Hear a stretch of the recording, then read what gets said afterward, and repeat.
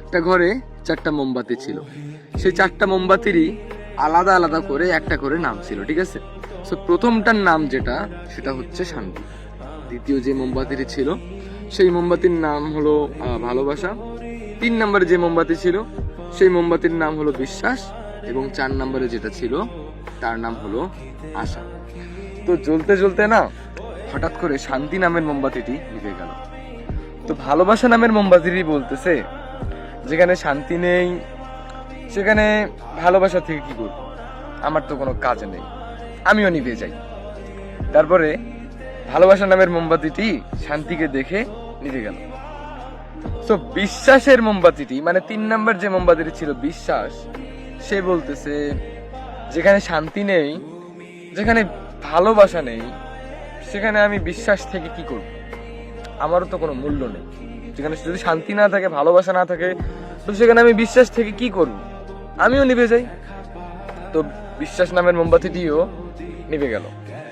হ্যাঁ, সো 4টা মোমবাতির মধ্যে 3টাই কিন্তু নিভে গেছে, ঠিক আছে? সো এখন লাস্ট মোমবাতি ছিল আশা, ঠিক আছে? কিছুক্ষণ পরে ওই ঘরের মধ্যে একটা ছেলে আসলো।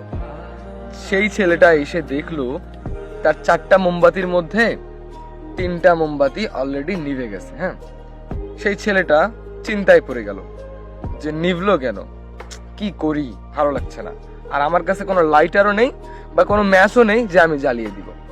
তখন ছেলেটা ভাবতে ভাবতে তার মাথায় একটা বুদ্ধি আসলো, একটা মোমবাতি তো জ্বলন্ত আছে, ওটা দিয়ে আবার 3টাই পুরোনায় জ্বালিয়ে দেই। যেই মোমবাতিটি জ্বলন্ত ছিল সেই মোমবাতির নাম হচ্ছে আশা।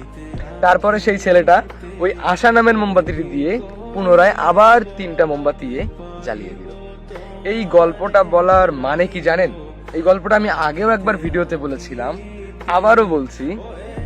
দেখুন, জীবনে শান্তি থাকবে না, ভালোবাসা থাকবে না, বিশ্বাস থাকবে না, কিন্তু কখনো আশা ছাড়া যাবে না। জীবনে কি পাইছেন, কি পান নাই, কি হবে, কি হয় নাই, এত কিছু ভাবা যাবে না। একটা জিনিস সবসময়ের জন্য মনে রাখবেন, কখনো আশা ছাড়বেন না।